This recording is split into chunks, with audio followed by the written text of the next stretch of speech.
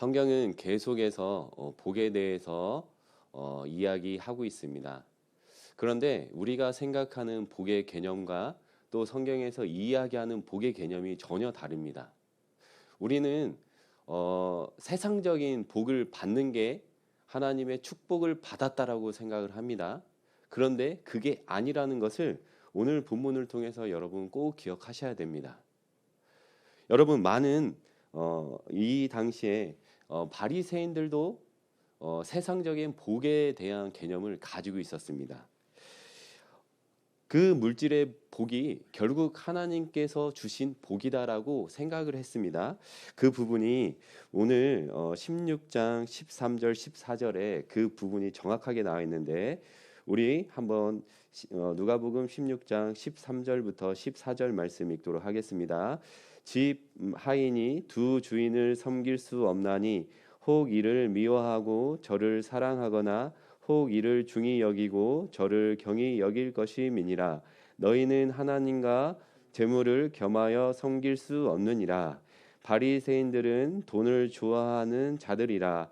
이 모든 것을 듣고 비웃거늘. 예수님께서 그 무리들을 향해서 바리새인들을 향해서 무엇이라고 이야기했냐면 하나님과 재물을 겸하여 뭐예요? 섬길 수 없다라고 이야기했습니다. 그런데 그 예수님의 가르침을 듣고 바리새인들은 어떻게 했어요? 비웃었다는 거예요. 이게 어떤 의미냐면 바리새인들의 생각에는 물질의 복은 곧 하나님의 축복이다라고 생각했던 거예요. 이게 예수님께서 하나님과 재물을 겸하여 섬길 수 없다는 이 말을 듣고 전혀 다른 생각을 하고 있었던 겁니다. 그런데 예수님은 분명하게 이야기하시는데 하나님이 주신 복과 세상의 복은 같이 겸할 수 없다는 거예요. 그런데 바리새인들 생각에는 세상적인 복이 곧 하나님의 복이다라고 생각했던 겁니다. 그런데 이런 생각은 바리새인뿐만 아니라 우리들도 가지고 있는 거죠. 여러분, 이 세상에서 부귀영화를 누리는 것 자체가 여러분 많은 사람들이 생각할 때 하나님의 복을 받았다라고 생각을 합니다. 그런데 그게 아닐 수도 있다는 거예요. 하나님께서 세상적인 복을 주실 수도 있지만 안 주실 수도 있다는 거예요. 그래서 우리가 세상적인 복은 이꼴 하나님이 주신 복이다라고 정의를 내릴 수 없습니다. 우리가 신앙생활함에 있어서 때로 힘들게 신앙생활 할 수 있습니다. 어려운 가운데 고통 가운데 신앙생활을 할 수 있습니다. 그런데 그게 하나님의 저주가 아니라는 거죠. 오늘 본문을 통해서 그 부분이 정확하게 이야기하고 있습니다. 예수님께서 비유를 하시는데 한 부자와 한 거지의 비유에 대해서 이야기하십니다. 19절 한 부자가 있어 자색옷과 고운 베옷을 입고 날마다 호화롭게 즐기더라라고 이야기하고 있습니다. 여기서 한 부자는 어떻게 생활을 했냐면 자색옷을 입었다라고 이야기합니다. 이 당시에 자색옷은 굉장히 고가의 옷이었습니다. 네. 이 자색을 내기 위해서는 지중해 바다에 있는 바다 달팽이의 그 배설물을 통해서 이 자색 색깔을 냈습니다. 그러니까 가난한 사람은 전혀 입을 수 없는 옷이라는 거예요. 예. 이게 그 사람의 신분을 나타내는데 이 자색옷은 누구만 입었었냐면 왕의 친족들이나 왕만이 입는 옷이었어요. 그만큼 그 부자는 굉장한 부자였다는 것을 알 수 있습니다. 그리고 여기서 또 고운 베옷을 입었다고 하는데 이 베옷은 속옷을 의미합니다. 예. 가는 이제 고운 이제 마나 배를 의미합니다. 그 고운 실로 속옷을 만들었다는 거예요. 그리고 그는 날마다 호화롭게 즐기는 삶을 살았습니다. 이 원어에 가깝게 해석을 하면 날마다 즐겁고 빛나게 살았다는 거죠. 예. 호화호식하면서 살았다는 거예요. 그러니까 우리들은 이 한 부자를 보면서 하나님께 엄청난 복을 받았구나라는 생각을 하게 됩니다. 그런데 이에 반해서 전혀 반대되는 삶을 산 어, 사람이 있는데 그 사람의 이름은 여기에서 이야기하는데 무엇입니까? 나사로라 이야기합니다. 예수님께서 비유를 얘기하실 때 어떤 사람 특정 이름을 언급을 하지 않습니다. 그런데 이 나사로라는 이름을 언급한 이유가 있습니다. 이 나사로라는 그 이름이 헬라 말인데 히브리어 말로 바꿔서 이야기하자면 엘리에셀을 의미합니다.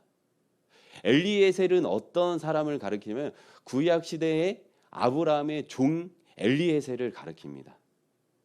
그러니까 예수님께서 이렇게 얘기하신 의도가 있다는 거예요.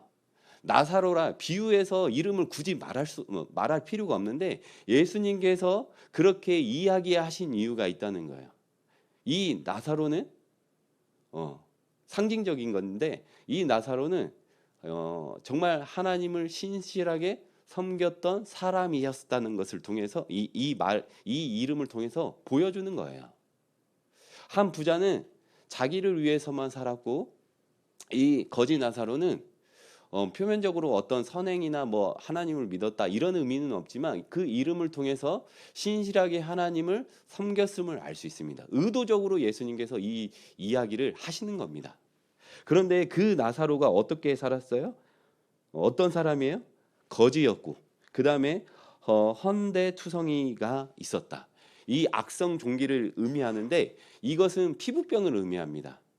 그 당시에 피부병은 부정한 사람을 의미해요. 그리고 그 헌대를 개가 핥았다라고 얘기하죠. 이 개도 그 구약 성경에 보면 부정한 동물이에요. 부정한 몸이었고 또 부정한 짐승이 그 거지 나사로의 몸을 핥은 거예요. 그러니까 이 부자와 거지 나사로의 극명한 어떤 삶을 보여주는 거예요. 그런데 문제는 이렇게 어떤 사람은 세상에서 부귀영화를 누렸고 그리고 거지 나사로는 정말 비참한 삶을 살았습니다. 그런데 그 두 사람이 죽은 이후의 결과를 보셔야 됩니다. 22절입니다. 이에 그 거지가 죽어 천사들에게 받들려 아브라함의 품에 들어가고 부자도 죽어 장사되매 그가 음부에서 고통 중에 눈을 들어 멀리 아브라함과 그의 품에 있는 나사로를 보았다라고 얘기합니다. 죽은 이후의 삶이 역전이 돼버린 겁니다. 부자는 어디에 갔어요? 음부에 들어갔고 나사로는 아브라함 품에 안겼다라고 이야기합니다. 이렇게 이야기하는 이유는 아브라함의 품에 안겼다는 것은 천국을 의미합니다. 그러니까 거지 나사로는 천국에 갔고 그리고 부자는 음부에 떨어졌다는 것을 이야기하고 있는 것입니다. 그런데 그 음부가 어떤 곳이냐면 이렇게 이야기합니다. 고통이 있는 곳이다라고 이야기합니다. 그리고 또 그곳은 왕래가 있어요, 없어요? 없습니다. 그러니까 끝이라는 거예요. 죽으면 끝이라는 거예요.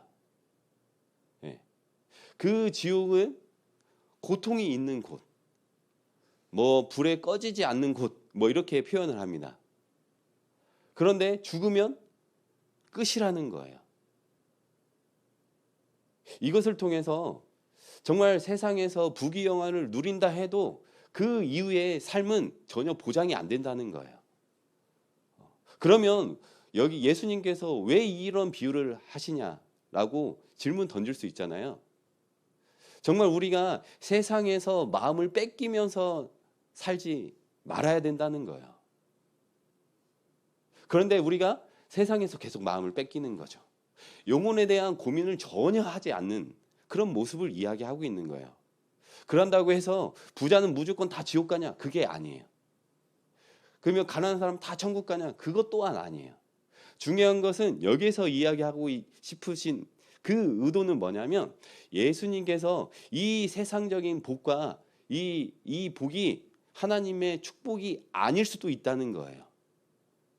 네. 그런데 그 결과는 전혀 다르다라고 이야기하고 있는 것입니다. 그래서 너무 고통 가운데 있다 보니까 그 부자가 이렇게 이야기합니다. 불러 이르되 아버지 아브라함이여 나를 긍휼히 여기사 나사로를 보내어 그 손가락 끝에 물을 찍어 내 혀를 서늘하게 하소서. 내가 이 불꽃 가운데서 괴로워하나이다라고 이야기합니다. 죽기 전의 모습하고 그리고 죽은 이후의 모습과 전혀 다른 삶인 거죠. 나사로는 죽기 전에 정말 그 살고자 그 부자의 상에서 떨어지는 음식을 먹고 살았는데 이 지금 부자가 죽고 난 이후에는 그것보다 더 극한 비참한 삶을 이야기하고 있는 거예요. 갈증이 난다는 거예요.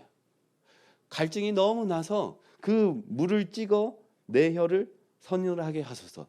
여러분 이게 손가락 끝을 물방울 떨어뜨려도 그 갈증이 해소가 안 되는 거예요. 그냥 그만큼 절실하다는 거예요. 그런데도 불구하고 그 물방울조차 떨어지지 않는다는 거예요. 주어지지 않는 곳이 지옥이다, 음부다라고 이야기하고 있는 것입니다.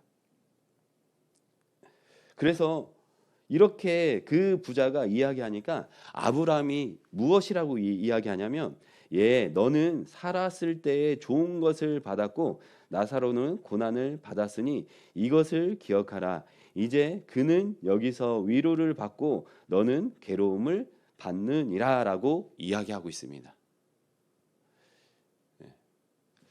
여러분 부자도 어떻게 보면 아브라함의 혈통이입니다.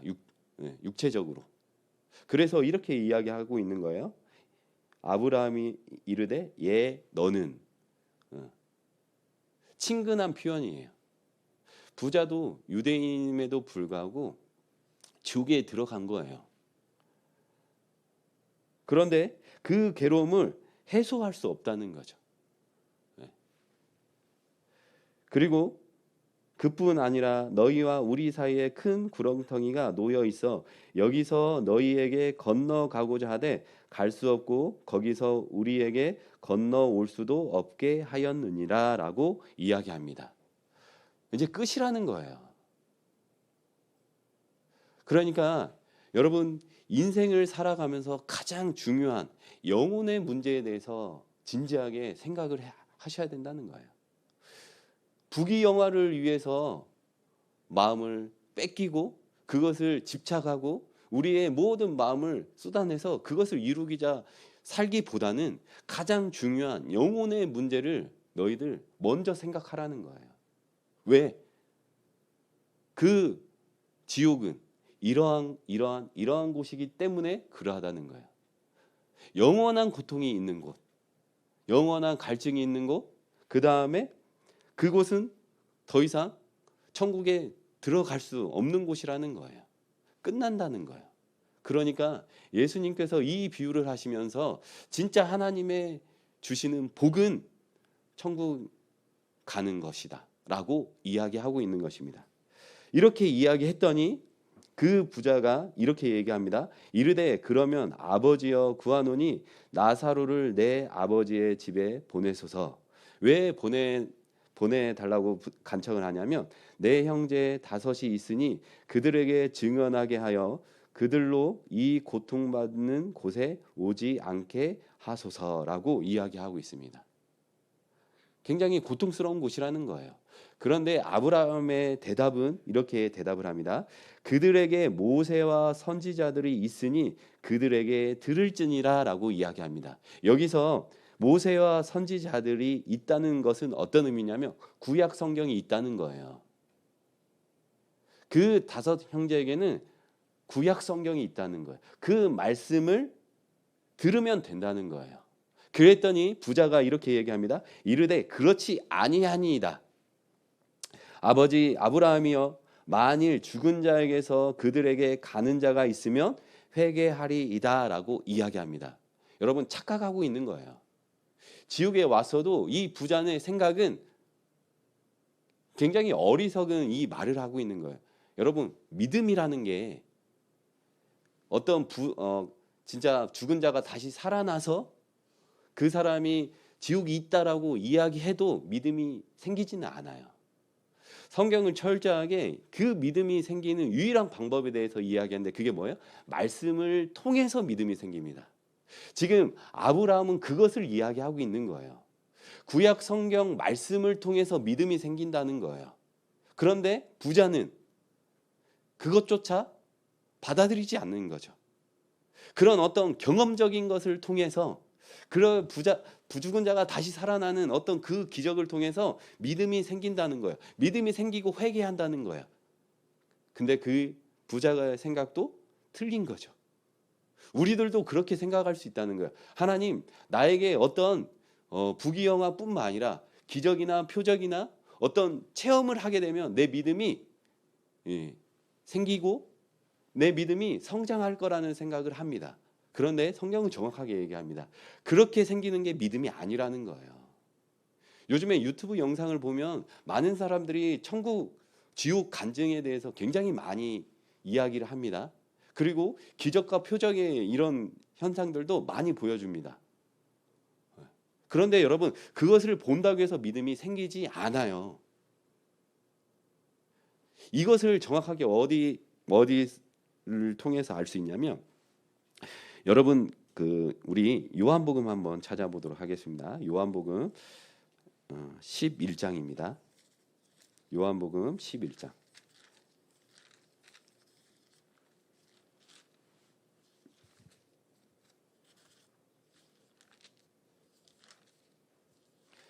(11장) 17절입니다.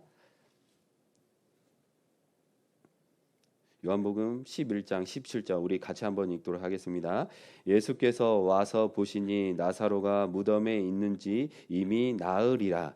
이게 예수님께서 나사로를 살리신 사건인데 나사로가 죽은 지 사흘이 됐다. 이것은 완전히 죽었다는 거예요. 그런데 예수님께서 나사로를 어떻게 했어요? 살리셨죠.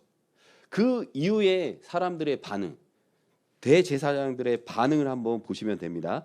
요한복음 12장 10절에서 11절입니다. 요한복음 12장 10절에서 11절 같이 한번 읽도록 하겠습니다. 대제사장들이 나사로까지 죽이려고 모의하니 나사로 때문에 많은 유대인이 가서 예수를 믿음이러라 라고 이야기하고 있습니다. 여러분, 나사로가 분명히 죽고 예수님께서 살리셨습니다. 그러면 그 나사로를 봤으면 뭐가 생겨야 돼요?